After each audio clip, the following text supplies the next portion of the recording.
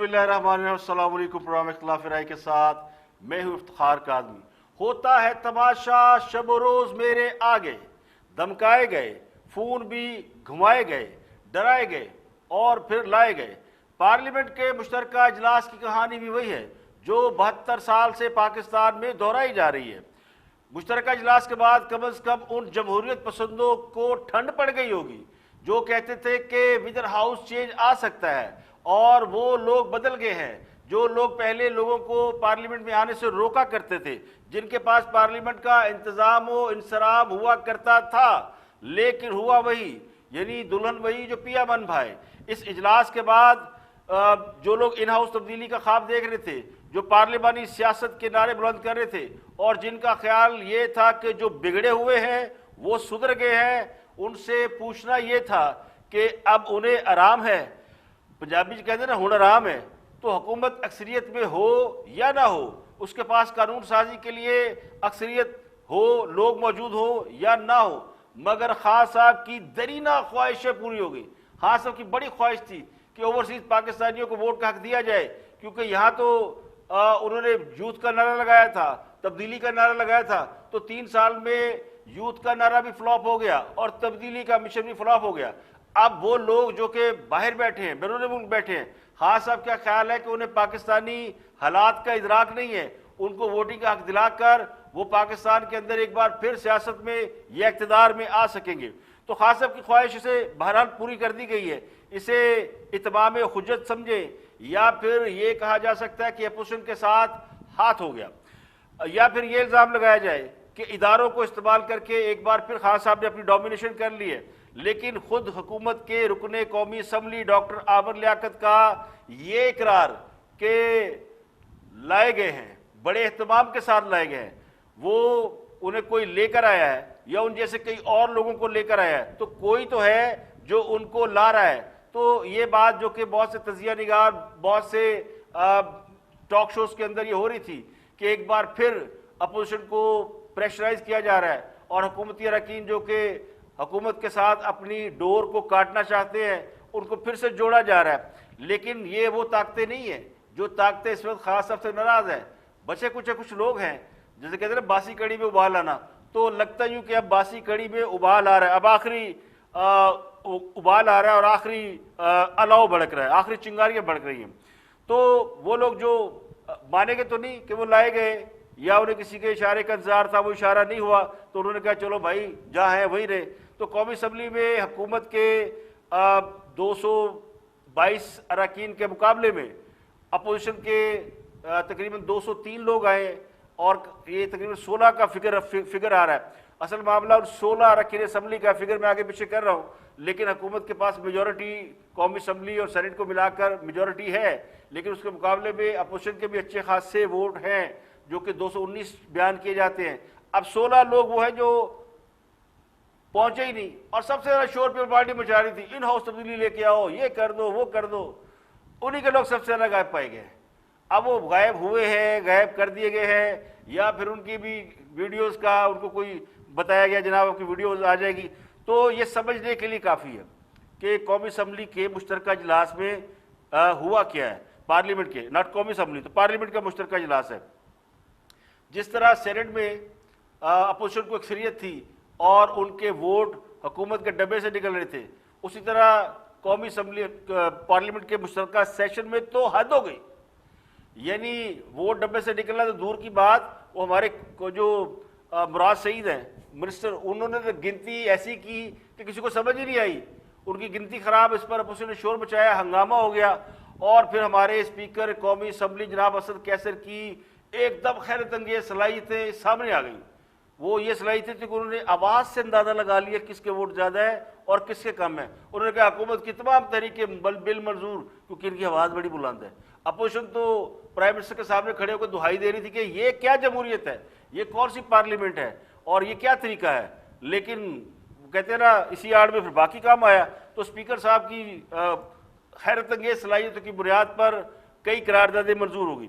تو اپوزیشن جو پہلے ہی شہباز شریف نے جب خطاب کیا، بلاول بھٹو نے خطاب کیا، یا جناب اسد محمود نے خطاب کیا، تو سب الیکٹرانک ووٹنگ مشین کو آؤٹ رائٹ ریجیکٹ کر چکے ہیں، وہ اس کو نہیں مانتے. انہوں نے کہہ دیا کہ ہم جائیں گے، ہم سپریم کورٹ میں جائیں گے، عدالتوں میں جائیں گے، اس کو چیلنج کریں گے، اس قانون کو منظور نہیں کرتے. اب بلاول بھٹو نے تو تقریر کرتے ہوئے اس بات کا کھل کے اعلان کیا جو ہم نہیں مانیں گے الیکشن اگر EVM کے ذریعے ہوئے. تو ہاں بلاول بھٹو کو سب سے زیادہ شوق تھا کہ پارلیمنٹ کے اندر ہم چینج لا سکتے ہیں، ہمارے پاس ودن ہاؤس بڑے لوگ ہیں. تو کدھر گئے وہ لوگ؟ ان کے تو اپنے لوگ موجود نہیں تھے. تو ان پہ زیادہ لائبلٹی آ گئی ہے. اب وہ چلے گئے بیک فٹ پہ. لیکن اس کے باوجود انہوں نے کہا کہ اگر حکومت نے EVM کا قانون منظور کرایا جو ہو گیا ہے، تو جو اگلا الیکشن ہے اگر اس کے تحت ہوا، ابھی تو بڑی وہ کہتے ہیں نا ہنوز دلی دورست، آپ نے قانون منظور کرائے، اس کو اپلائی بھی تو کرنا ہے. یہ سب سے بڑا مرحلہ ہے. تو انہوں نے اس کو آؤٹ رائٹ ریجیکٹ کر دیا کہ ہم وہ الیکشن ہی نہیں مانیں گے جو EVM کے تحت ہوں گے. شہباز شریف نے بھی خطاب کیا، انہوں نے کہا کہ 22 کروڑ عوام کے ساتھ زیادتی ہے. اور ایک عرصے کے بعد شہباز شریف کا خطاب بھی سننے کے لائق تھا، اچھا تھا. جو اپوزیشن لیڈر خطاب کرتا ہے اور اس نے پوری ایک ایک چیز کو ڈیفائن کیا جو کہ اپوزیشن کا رول ہوتا ہے. میں یہ نہیں کہہ رہا کہ وہ بڑے اچھے انہوں نے کوئی گھوڑے دوڑا دیے، لیکن انہوں نے جو باتیں کی وہ بڑی جینوئن تھی. وہ پبلک وائس ہے جو کہ میڈیا میں بھی سوال اٹھائے جا رہے ہیں، انہوں نے بھی اسی طرح بات کی. لیکن ان سب چیزوں کو الگ رکھے تو اب وہ سوال آ جاتے ہیں جو سارے ماحول کو دیکھ کے اٹھے ہیں. سب سے پہلا سوال تو یہ ہے وہ اسٹیبلشمنٹ جو بڑے عرصے سے تاثر دے رہی ہے، غیر جانبدار، ہمارا سیاست میں کوئی لینا دینا نہیں، have a long distance, levelling playing field, opposition آ جائے، انتخابات شفاف ہو گئے، ہم نہیں کسی معاملے میں پڑتے، حکومت اپوزیشن 1 to 1 ہو جائے. اب کیا ہوا؟ اب تو وہ لوگ کھل کر کہہ رہے ہیں جناب ہم آئے نہیں ہیں، ہم لائے گئے ہیں. تو لانے والے کون ہوتے ہیں؟ عامر لیاقت کو سنیے. یہ بڑی اہم بات ہے، ٹھیک ہے سر. آپ یہ بتائیں ڈاکٹر صاحب کہ آپ خود چل کر آگے، آپ کے تو بڑے گلے شکوے تھے. جی ہم آئے نہیں، لائے گئے ہیں اور بہت اہتمام سے لائے گئے. اور کون لایا آپ کو؟ لایا کون ہے؟ اچھا جو سر غائب کرتے ہیں وہ تو سر.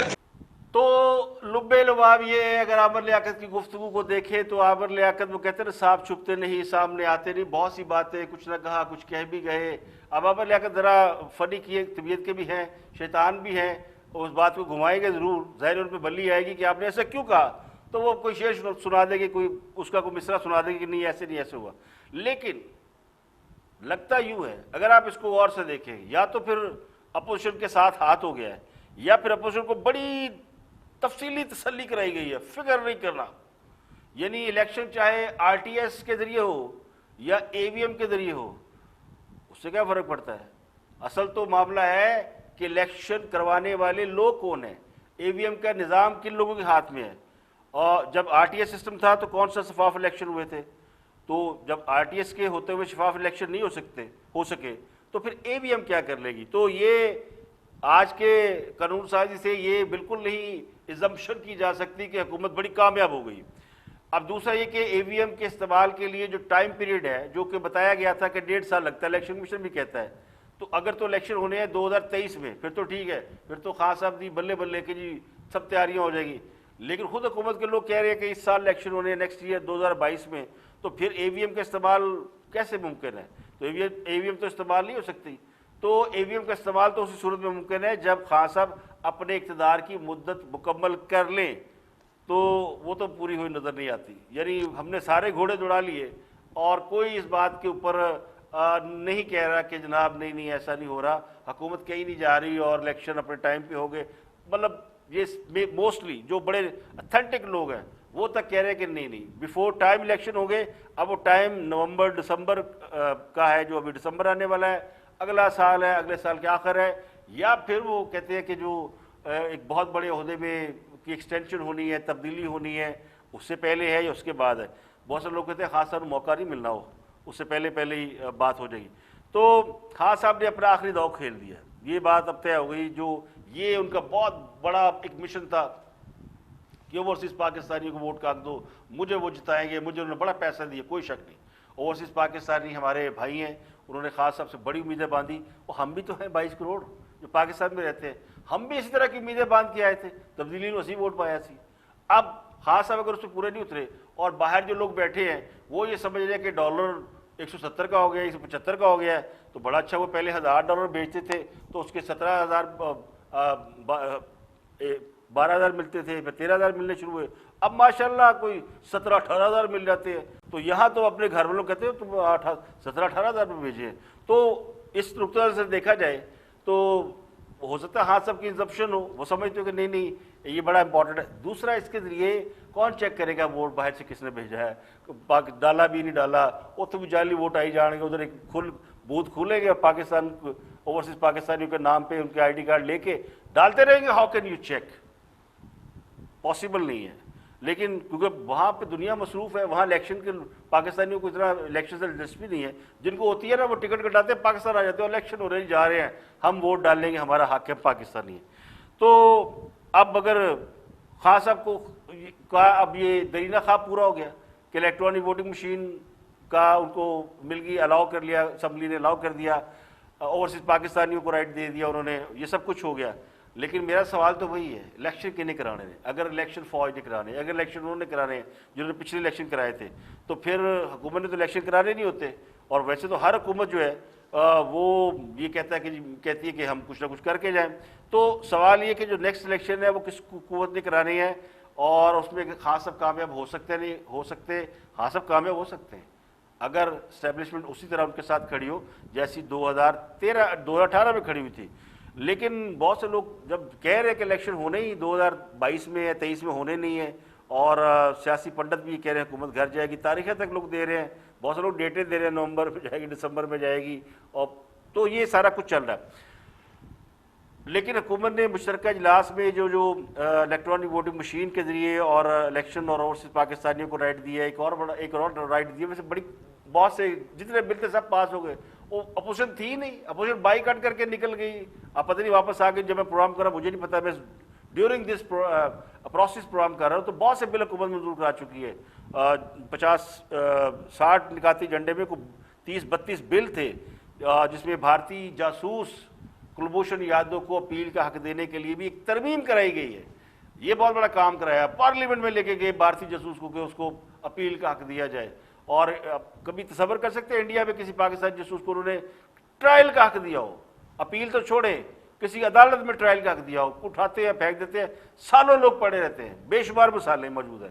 لوگ اپاہج ہو گئے، معذور ہو گئے، انڈیا پکڑے گئے، وزٹ کے لیے گئے، انہوں نے پکڑ لیا جاسوس ہے، اور اس کے بعد جیلوں میں ڈال کے بھول گئے. ہم کیا کر رہے ہیں؟ ہم ڈیو پروسیس میں لے جا رہے ہیں. نہیں، ہم اپیل کا حق بھی دے رہے ہیں. اور یہ وہ کلبھوشن یادو ہے جس کے بارے میں خاص صاحب کہا کرتے تھے کہ نواز شریف بولتے نہیں ہیں، اور ہمارے بہت سے دوست جو کہ ریٹائرڈ ہیں وہ کہا کرتے تھے یہ انڈین جاسوس پکڑا ہے اور نواز شریف انڈین ایجنٹ ہے اور یہ بولتا نہیں ہے. اب وہ اس کے لیے پارلیمنٹ کا مشترکہ اجلاس بلا کر ایک ترمیم منظور کرائے گی. یہ بھی بہت بڑا کام کیا ہے. آج انڈین یوں کر کے پراؤڈ کر رہے ہوں گے، دیکھیں ہمارے تو جاسوس کے لیے پارلیمنٹ میں جا کے آپ کو اپروول لینی پڑتی ہے. اتنا بڑا کام کیا ہے. اب مجھے نہیں پتا حکومت نے اپنے لیے کوئی کامیابی حاصل کی ہے. یہ سب پروسیس جو ہوا ہے بظاہر یہ لگتا ہے حکومت نے بڑی کامیابی ہو، جیت کے سارے یعنی ممبر پورے، اتحادی پورے، بل منظور ہو گئے، اپوزیشن کچھ نہیں کر سکی، تو حکومت تو تگڑی ہے.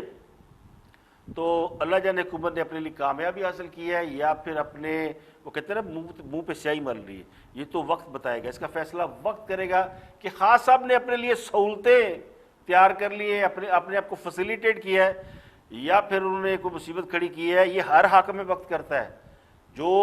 جو سٹنگ گورنمنٹ ہوتی ہے وہ تیاری کرتی ہے اگلے الیکشن کے لیے، کچھ نہ کچھ ایسا اہتمام بندوبست کر جائے کہ جب الیکشن ہو تو وہ جیت جائے. یہ آپ کا خیال ہے زرداری صاحب نے کوشش نہیں کی ہوگی؟ زرداری صاحب نے بڑا پیسہ میڈیا میں بانٹا تھا. نواز شریف صاحب نے کوشش نہیں کی ہوگی؟ نواز شریف صاحب نے تو یہ جو RTI سسٹم لائے اس لیے تھے کہ فیئر الیکشن ہوگا، ہم جیت جائیں گے، ہماری تو پرفارمنس بڑی اچھی ہے. اور اصل خدشہ بھی یہی تھا کہ نواز فیئر الیکشن ہو گئے تو نواز شریف نے تو جانا نہیں، شریف فیملی کا پاکستان پہ قبضہ ہو جانا ہے. یہ قبضہ روکنے کے لیے جو ہے نا قبضہ ہو جائے گا. قبضہ کیوں ہوتا؟ اس لیے ہوتا کہ کام لوگوں نے بڑے کیے ہوئے تھے، یہ اس وقت نے بھی ثابت کر دیا. تو ان کا قبضہ RTI سسٹم کے ہوتے بھی قبضہ نہیں ہونے دیا گیا. اب خان صاحب یعنی وہ RTI سسٹم خلاف چلا گیا نواز شریف کے، تو نواز شریف صاحب نے سمجھ لیا تھا کہ RTI سسٹم سے وہ کامیابی حاصل کریں گے، پھر الیکشن ہوں گے، اس لیے واپس بھی آ گئے تھے. وہ الیکشن بھی ہوا اور بڑا نیرو الیکشن رہا. اب کہتے ہیں نا 50 کو 100 کیا جا سکتا، 10 کو 100 کون کرے گا؟ تو پھر مشکل تھا 10 کو 100 کرنا. تو بہت ساری سیٹیں لے گئی نون لیگ. لیکن اب کہیں جو اے آر ٹی سسٹم جو خود نواز شریف لائے تھے ان کے خلاف استعمال ہو گیا، کہیں اے وی ایم بھی خان صاحب کے خلاف استعمال نہ ہو جائے، کیونکہ انتخابات جو ہیں وہ حکومت نے نہیں کرانے ہوتے، انتخابات تو پھر نگران گورنمنٹ آتی ہے یا پھر وہ لوگ آتے ہیں جن سے ریکویسٹ کی جاتی ہے کہ آئیں الیکشن کرائیں، ہمارے یہاں الیکشن، ان کے بغیر الیکشن بھی نہیں ہوتے، یہ بھی درست ہے۔